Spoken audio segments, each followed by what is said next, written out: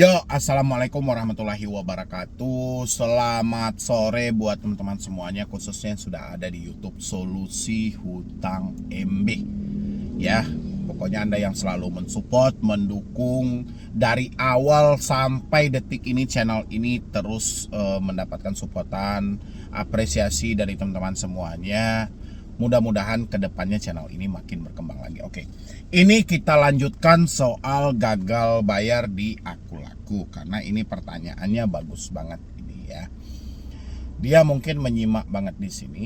Setelah DC Aku Laku datang ke rumah, tetap kita nggak mampu bayar, apa yang harus kita lakukan? Oke, siapa dengan hal yang sama juga, mungkin kebingungan juga, DC-nya sudah berkunjung ini, tapi tetap kita nggak mampu bayar. Tapi ada beberapa problem yang selalu disampaikan oleh debt collector, seakan-akan posisinya dia melakukan pendesakan terhadap diri kita. Oke, sebelum saya lanjutkan, buat teman-teman semuanya yang belum mensupport channel ini, silahkan disupport dulu, silahkan didukung dulu. Mudah-mudahan dengan supportan dan dukungan Anda, channel ini makin berkembang lagi, dan saya makin semangat lagi memberikan motivasi dan edukasi buat Anda semuanya.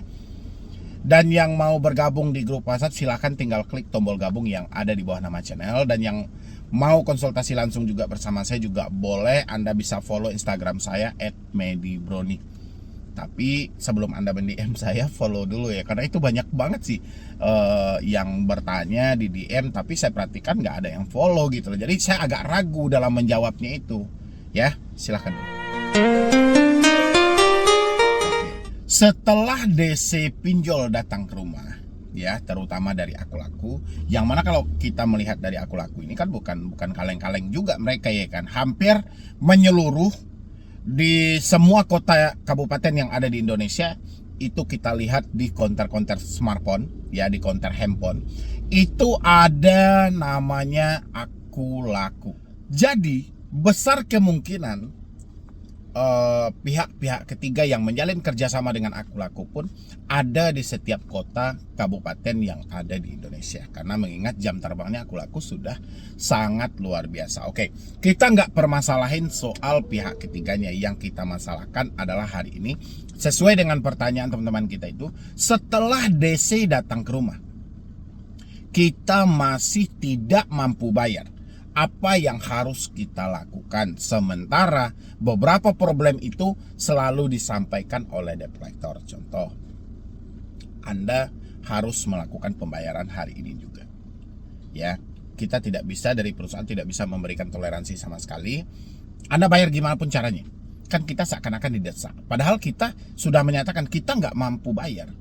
Ya, nggak mampu bayar ini bukan tanpa alasan kita sampaikan. Memang faktanya uang kita itu nggak ada.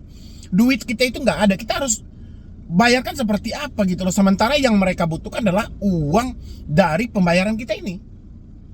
Sementara uang inilah yang tidak ada, ya. Tapi sebelum kita ke uangnya itu, saya sampaikan dulu buat teman-teman semuanya, debt collector silahkan ya untuk berkunjung ke rumah si debitur. Itu memang dibolehkan, ya. Setelah 90 hari pihak pinjol bisa menjalin kerjasama dengan pihak ketiga. Kalaupun itu tidak pihak ketiga, itu didatangi oleh pihak internalnya, itu nggak ada masalah. Tapi mereka yang berkunjung ke rumah nasabah harus dilengkapi dengan beberapa persyaratan penting yang disampaikan oleh OJK sesuai dengan POJK-nya. Ada ID card, ada surat kuasa, ada sertifikat profesi penagihan. Kita, ya, buat teman-teman semuanya, siapapun debt collector yang datang ke tempat Anda, ke rumah Anda harus pertanyakan hal ini. Walaupun di lapangan kita selalu menimbulkan mendapatkan perdebatan yang sangat tinggi kalau kita bertanya soal ini. ID card, surat kuasa, sertifikat profesi penagihan. Biasanya di poin 3 jarang banget debt collector yang ada. Tapi mau tidak mau ini persyaratan wajib. Ya. Walaupun mereka tidak bisa melengkapinya, ya sudah, berarti mereka tidak bisa melanjutkan pembicaraan soal hutang piutang terhadap kita. Ya, yang kita permasalahkan hari ini bukan soal yang tidak lengkap ya. Nanti kalau dia tidak lengkap, Anda tidak bisa pakai solusi yang ini. Anda tinggal usir dulu debt collectornya, silahkan balik dulu ke perusahaan Anda, lengkapi dulu semua persyaratan yang berlaku, Anda balik lagi ke sini, baru kita berbicara. Ya, itu buat teman-teman semua. Ini syarat wajib loh. Bukan permainan kita aja untuk mengalihkan soal tagihan, tidak. Itu kata OJK langsung.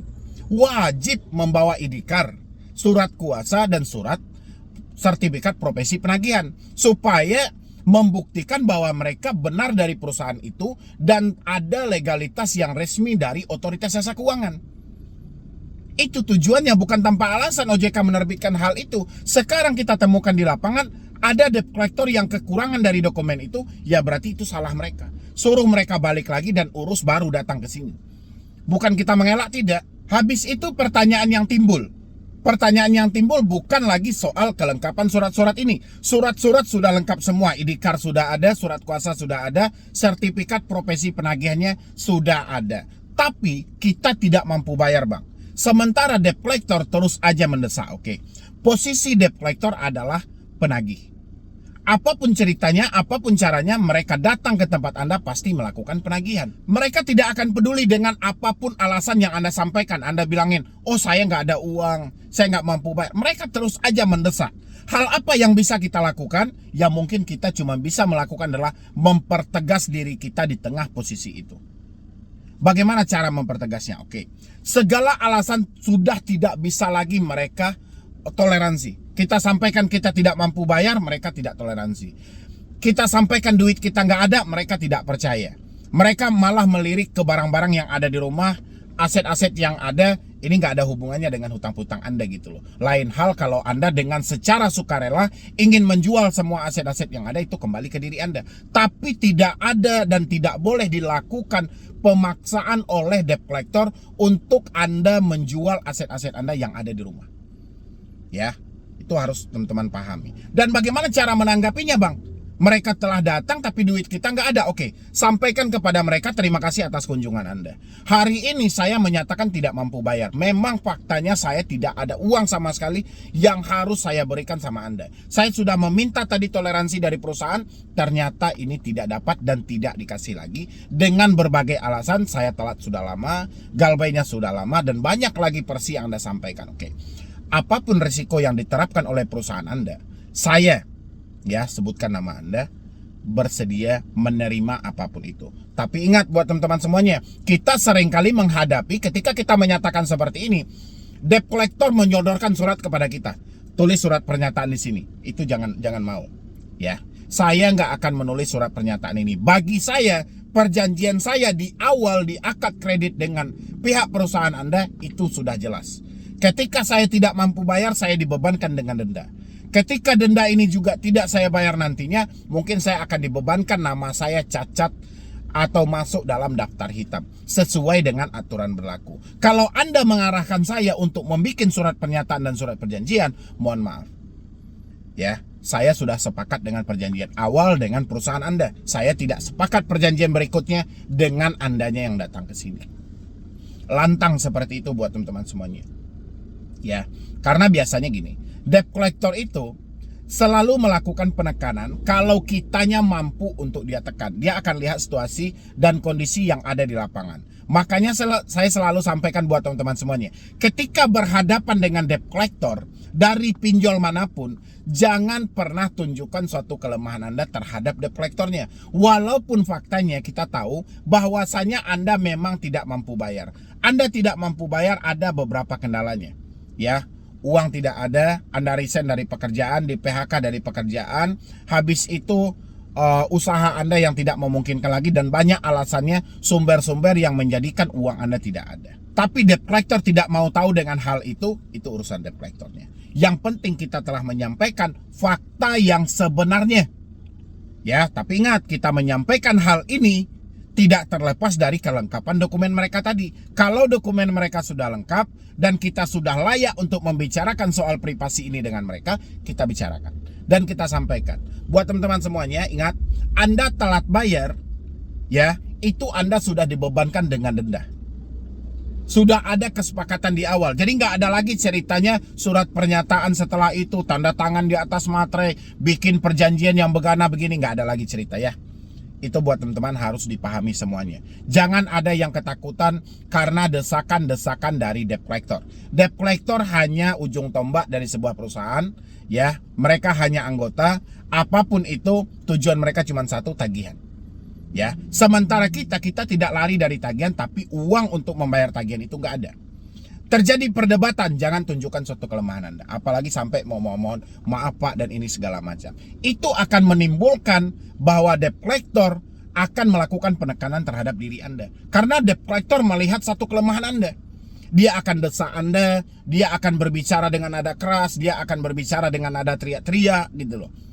Itu karena apa? Karena Anda tidak menegaskan diri Anda. Dan satu hal lagi yang harus teman-teman ingat semuanya, jangan lupa direkam debt collector yang datang ke rumah.